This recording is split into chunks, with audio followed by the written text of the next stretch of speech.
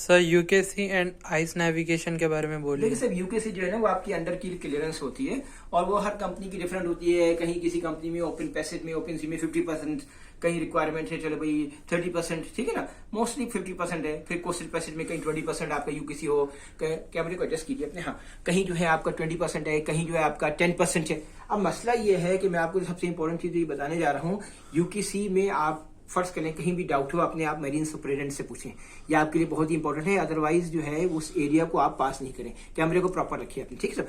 अब मैं आपको 3-4 चीजें यूकेसी के बारे में बताना चाहता हूँ कि देखिए, आपको कहीं भी ऐसी सिचुएशन हो तो आपके पास ये पता होना चाहिए कि आपको वहां पे टग्स अवेलेबल है या नहीं, ठीक है sir. Tugs is very important.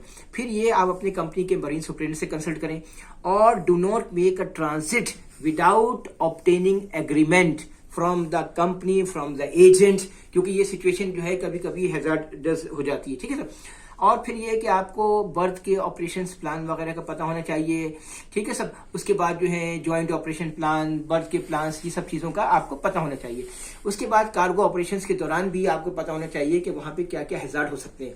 Company को keep company informing each and everything, ठीक है सर। वेकेट बर्थ कब होती है ये भी आपको पता होना चाहिए। उसके अलावा साउंडिंग चार्ट्स जो आपके एग्जिस्ट पे information on the birth, tidal range and different times पे आपके टाइडल स्ट्रीम्स और टाइड्स वगैरह क्या होगी वो पता होना चाहिए, क्योंकि यूकेसी का जो है वो फंडा बड़ा क्लियर होना चाहिए। क्योंकि जरा सी भी अगर आपका फिर स्पीड अप्रोच ये पता होना चाहिए, स्क्वाड का पता होना चाहिए। ओके ओके, समझ गए ना सब आप मेरी बात। अब आपको मेरी बात ये पूछना था आइस नेविगेशन के बारे में। आइस नेविगेशन के अंदर मैं आपको 3 चीजें बताऊं। कभी कभी सिचुएशन ऐसी डेवलप हो जाती है, यूकेसी वगैरह तो क्लियर है, मगर अब आप जो है आइस की साइड पे अप्रोच कर रहे हैं। थोड़ी सी चीजें मैंने बताई, यूकेसी में तो आपको बहुत डिटेल में जाना पड़ेगा अगर मैं पूरा स्पीच करूं, अगर आपने 2 टॉपिक दिए करने को। आइस ब्रेकर, कोरिया पास कर रहे हैं, नॉर्थ कोरिया।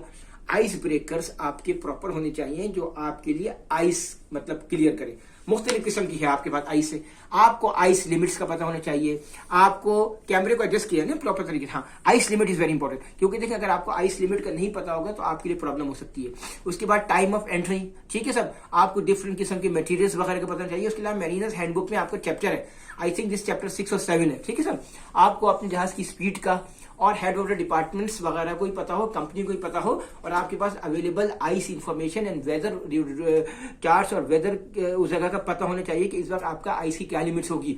आपको स्पीड को एडजस्ट करना होगा, इंजन आपका स्टैंड बाई होगा, आपका जो है टग्स होंगे, और उसके अलावा आपका जो है मैंने बोला ice breakers is very important. Proper तरीके से कैमरे के ऊपर रखें, मुझे मुश्किल होती है वीडियो बनाने में। अच्छा, अब ये जो मैंने बताया ice breakers, ice breaker is very important, सही है ना, क्योंकि अगर आइस ब्रेकर्स नहीं होंगे तो आपके लिए थोड़ा इश्यू क्रिएट हो जाएगा। Engaging additional steering motor is very important. फिर ये कि ट्रांसमिट आइस रिपोर्ट्स आप खुद भी कर सकते हैं अकॉर्डिंग विद द रेगुलेशंस, क्योंकि देखें ये आपका भी फर्ज बनता है कि मुख्तलिफ किस्म की आपने हैजर्डस सिचुएशंस देखी और नेविगेशन से मुतालिक, तो ये आपका भी फर्ज बनता है कि आप उसको ट्रांसमिट करें, और आइस से मुतालिक भी आपने कोई चीज देखी तो उसको भी आप ट्रांसमिट कर सकते हैं। Time of entry, recommended ice routes, ये आपको फॉलो करना बहुत इंपॉर्टेंट है। देखिए ये स्मॉल वीडियो है, मैंने बताया 4-5 इंपॉर्टेंट पॉइंट मैंने आपको यूकेसी के बारे में और 4 आपने इधर की बता दिए। Finally ship speed and ship, मतलब ये कि आपको इसका पूरा ट्रांजिट का पहले प्रॉपर पैसेज प्लान आपको अपनी ब्रिज टीम मैनेजमेंट से डिस्कस करना जरूरी है sir. Thank you sir. Thank you sir.